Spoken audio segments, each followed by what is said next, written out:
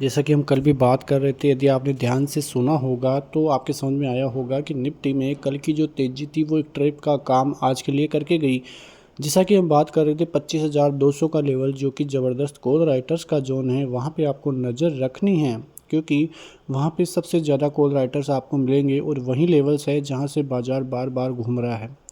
यदि क्लोजिंग में भारतीय बाज़ार 25,200 के ऊपर की क्लोजिंग यदि आ जाती है या कल भी आती है तो भी एक बड़ी चीज़ रहेगी, क्योंकि आज भारतीय बाज़ारों में जो है ऊपर 25,220 के ऊपर जाता हुआ दिखाई दिया, लेकिन वो सस्टेन नहीं हो पाया गैप अप होने के बाद, और फिर से बाज़ार निचले लेवलों पर फिसलते हुआ नज़र आया और 25,000 के लेवल सपोर्ट का जोन काम करते हुए आज फिर से नज़र आई, जो कि आप यहाँ पे देख भी सकते हैं। बैंक निफ्टी की बात करें तो वहाँ से ज़्यादा कुछ देखने को नहीं मिल रहा था। ICICI बैंक निफ्टी के लिए अच्छा काम करके गए हैं, लेकिन आज रिलायंस में गिरावट देखने को मिली है करीब 1.5% तक की।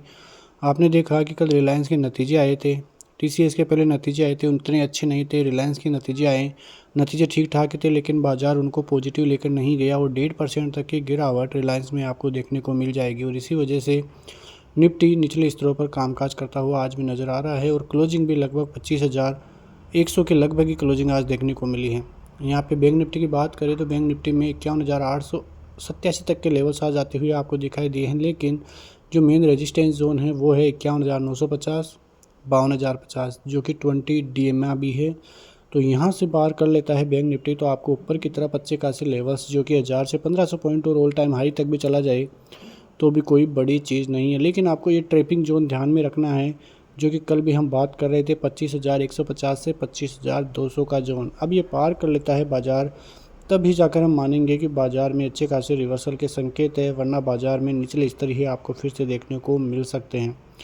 बात करें फिन सर्विसेज की तो वहाँ से मिले जुले संकेत आए। निफ्टी IT में थोड़ी बहुत गिरावट देखने को मिली और निफ्टी मिड के भी 1/3% तेज़ी के साथ ही कामकाज करता हुआ अभी आपको नज़र आ रहा है। तो सभी चीज़ें भारतीय बाज़ारों के लिए फ़िलहाल तो पॉजिटिव इसलिए कह सकते हैं, क्योंकि आज भी बाज़ारों ने निचले स्तरों को बचाया है। जब तक बाज़ार 24,800 से 24,900 का जोन नहीं तोड़ता है, उसके ऊपर ही बना रहता है, तब तक हम समझेंगे कि बाज़ार में अभी बॉटम ही बना हुआ है। और हो सकता है कि बाज़ार की जो क्लोजिंग है वो ये अभी बताकर जा रही है कि कल बाज़ार के लिए थोड़ी पॉजिटिव संकेत हो सकते हैं, क्योंकि सबसे मेन चीज़ है क्रूड ऑयल में आज करीब 4% तक की गिरावट देखने को मिली है, और यदि क्रूड ऑयल में गिरावट आती है तो ये भारतीय बाज़ारों के लिए काफ़ी पॉजिटिव संकेत आने वाले दिनों के लिए हो सकते हैं, क्योंकि अब ऐसा माना जाएगा कि ईरान और इजराइल में थोड़े जो है संकट के बादल जो मंडरा रहे थे वो अब छटते हुए दिखाई दिए हैं, तो उसकी वजह से भी क्रूड ऑयल पर इम्पैक्ट पड़ता हुआ दिखाई दिया है। भारतीय बाज़ारों में ये जो गिरावट आ रही है उसका सबसे मुख्य कारण है FIIs। कल भी FIIs ने 3,000 करोड़ से ज़्यादा का माल बेचा और DIIs की तरफ से इतनी अच्छी बाइंग अभी आ नहीं रही है, और यही कारण है कि भारतीय बाज़ार अभी आज भी गिरावट के साथ ही ट्रेड करते हुए नज़र आ रहे हैं। हो सकता है कि आज थोड़ी बहुत और ज़्यादा गिरावट जो है FIIs की सेलिंग में देखने को मिले, लेकिन यदि ऐसी ही गिरावट आगे भी आती है तो भारतीय बाज़ारों के लिए काफ़ी नेगेटिव संकेत फिर से वहाँ से होते हुए दिखाई देंगे। मैं आपको पहले ही बता दूं कि ये जो महीना है FIIs की तरफ से बहुत भारी सेलिंग का महीना रहा है। करीब 60 से 62 हज़ार करोड़ की बाइलिंग जो सेलिंग है वो इस महीने FIIs की तरफ से देखने को मिली है। ये आंकड़ा बहुत ही नेगेटिव है। कोरोना के बाद से इतना बड़ा आंकड़ा इतने दिनों में नहीं आया था, लेकिन अब FIIs की तरफ से ज़बरदस्त सेलिंग का मूड माहौल है। एक तरह से देखा जाए तो ये जो सेलिंग है काफ़ी अच्छी आगे के लिए साबित हो सकती है, क्योंकि यदि अब यहाँ से FIIs की बाइंग होना चालू हुई तो भारतीय बाज़ारों में ज़बरदस्त रफ्तार फिर से देखने को मिलेगी। फिर से हो सकता है कि नवंबर तक ही बाज़ार ऑल टाइम हाई फिर से लगाते हुए नजर आए और इस साल के अंत तक 27,000 का जो अपना टारगेट था वो भी बाज़ार हिट करता हुआ दिखाई दे। तो सभी चीज़ें भारतीय बाज़ारों के लिए फ़िलहाल अनुकूल है, जब तक बाज़ार 24,800 से 24,900 की रेंज में बना रहता है। उधर अमेरिकी बाज़ारों की बात करें तो अमेरिकी बाज़ारों की तरफ से कोई नेगेटिव न्यूज़ अभी तक नहीं है। अमेरिकी बाज़ारों में जिस प्रकार से इन्फ्लेशन के आंकड़े आए थे, जॉब डेटा के आंकड़े आए थे, वो थोड़ी बहुत जो है सही नहीं थे। बाज़ार उसको गलत लेकर गया भी नहीं, क्योंकि हो सकता है कि जो बाज़ार है अगली जो नवंबर में फेड मीटिंग होने वाली है वहाँ पर फिर से रेट कट देखने को मिले, लेकिन इस बार 50 बेसिस पॉइंट का रेट कट नहीं होगा, 25 बेसिस पॉइंट रेट कट ही वहाँ से देखने को मिल सकता है। तो अमेरिकी बाज़ारों की तरफ से फ़िलहाल पॉजिटिव संकेत है, वहाँ पे डेली लगभग ऑल टाइम हाई लगते हुए ही दिखाई दे रहे हैं। लेकिन भारतीय बाज़ारों में जिस प्रकार से 14 से 15 महीने से कोई कनेक्शन देखने को नहीं मिला था, यदि वो करेक्शन यहाँ पे आता है तो भारतीय बाज़ारों के लिए ये हेल्थी करेक्शन भी हो सकता है, क्योंकि पिछले कई दिनों से करेक्शन देखने को नहीं मिला है। और करेक्शन जब आता है तो फिर नए ऑल टाइम हाई भी उसके बाद ही लगना स्टार्ट होते हैं।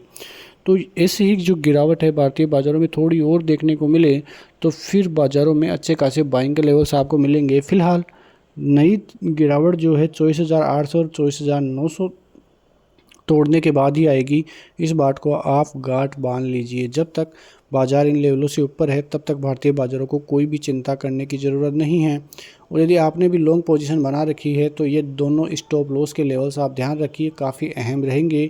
हो सकता है एक बात ये भी है कि बाज़ार हो सकता है कि अभी मौका दे रहा है ख़रीदारी करने का, तो अभी तक यदि आपने ख़रीदारी नहीं की है तो थोड़ी बहुत ख़रीदारी इन लेवलों पे आप कर सकते हैं, क्योंकि बाज़ार के लिए लेवल्स बहुत इम्पोर्टेंट हैं। और ये जो लेवल्स है वो हो सकता है कि बाज़ार अभी मौका दे रहा है, बाद में आपको ये मौका मिलता हुआ दिखाई भी नहीं दे।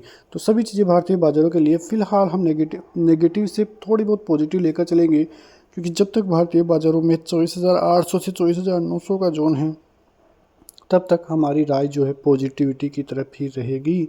आगे जाके हो सकता है कि सेंटिमेंट बाज़ारों के चेंज होते हुए दिखाई दे, लेकिन फ़िलहाल ऐसी कोई न्यूज़ नहीं है जिसका इम्पैक्ट भारतीय बाज़ारों पर कोई ज़्यादा नेगेटिव देखने को मिले। कल जिस हिसाब से भारतीय बाज़ारों में इन्फ्लेशन के नतीजे आए थे वो थोड़ा बहुत इम्पैक्ट भारतीय बाज़ारों में ज़्यादा देखने को मिला है, क्योंकि जो इन्फ्लेशन के आंकड़े थे आरबीआई का जो एस्टिमेट था उसको बीट करते हुए दिखाई दिए और ज़्यादा इन्फ्लेशन के नतीजे आए। 5% से ज़्यादा की तेज़ी इन्फ्लेशन में देखने को मिली, जबकि पिछले 2 क्वार्टर से इन्फ्लेशन 4% से नीचे ही आता हुआ दिखाई दे रहा था।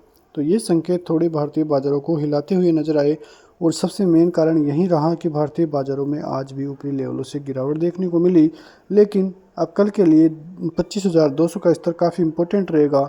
इसके ऊपर क्लोजिंग होगी तभी जाकर मानेंगे कि भारतीय बाज़ारों का रुख पॉजिटिव है।